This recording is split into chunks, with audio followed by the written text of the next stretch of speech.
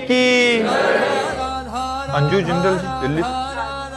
राधे राधे महाराज जी। महाराज जी, मेरा मन शांत भी है और राधा रानी की मुझ पर असीम कृपा है। जैसे आप कहते हैं कि राधा जू चाहेंगी, इस पर विश्वास भी है, जो वो करेंगी वही होगा। बस एक परेशानी है कि बस अपने कर्तव्यों में और भजन में बैलेंस नहीं बना पा रही महाराज जी। हाँ, कोई बात नहीं। तो उस कर्तव्य कर्म में जब आप भजन भूल जाती हो तो उस कर्तव्य कर्म को भगवान को समर्पित कर दिया करो। कृष्णार्पणमस्तु, राधार्पणमस्तु, तो वो भी बैलेंस बन जाएगा, वो भी भजन बन जाएगा। तन्नू पाठक जी आगरा से।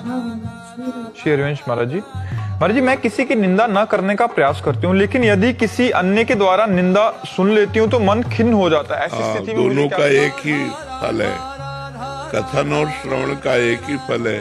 यदि कोई एक आदमी किसी की निंदा करता है तो जो उसकी दुर्गति होगी वही सुनने वाले को ही होगी। इसलिए हमको किसी की निंदा सुननी भी नहीं चाहिए। अगर कोई कर रहा है तो राधा राधा राधा, हमें किसी की बात से क्या मतलब है। हमको खुद अपने आप को सुधारना है।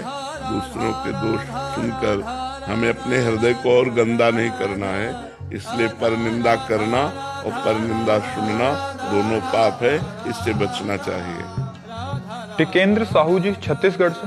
श्री राधे राधे महाराज जी। महाराज जी, मेरा प्रश्न है कि श्रीमद् भगवत गीता में एक दो बार सर्वा आरंभ परित्यागी शब्द कहा गया है। महाराज जी, इसका अर्थ क्या है? इसका अर्थ है कि संकल्प रहित हो। जो सर्वारंभ परित्यागी संत हैं वो संकल्प से कोई कार्य नहीं करते, स्वयं हो रहा है। जैसे आदमी पहले संकल्प बनाता है फिर उस क्रिया में उतरता है, वो संत संकल्प नहीं बनाते, स्वाभाविक होता है, तत्काल होता है। वो भगवान के प्रेमी महापुरुष होते हैं, वो जन साधारण नहीं होते हैं। वो सर्वारंभ परित्यागी, कोई भी कार्य वो आरंभ संकल्प से नहीं करते, स्वाभाविक होता है, भगवत प्रेरित होता है। वो संकल्प रहित महापुरुष होते हैं। सर्वारंभ परित्यागी का होता संकल्प का त्याग करने वाला महापुरुष। ध्यानात् सर्व कर्म फल त्यागः त्यागात् शान्तिर्नाम। तो कर्म फल त्याग को भगवान के ध्यान से भी श्रेष्ठ बताया गया है, क्योंकि कर्म करने से हमें दूसरों को सुख देना कर्म है।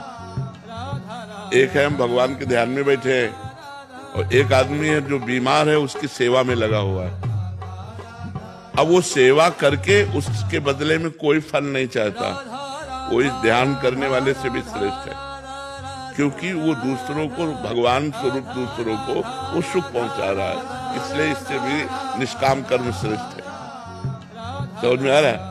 वो भगवान के ध्यान की चेष्टा में बैठा हुआ है और एक परोपकार कर रहा है निष्काम भाव से, बदले में कुछ नहीं चाहता है। उन दोनों को भगवान ने जब देखा तो उनमें वो श्रेष्ठ निकला जो भगवत स्मरण करते हुए परोपकार कर रहा।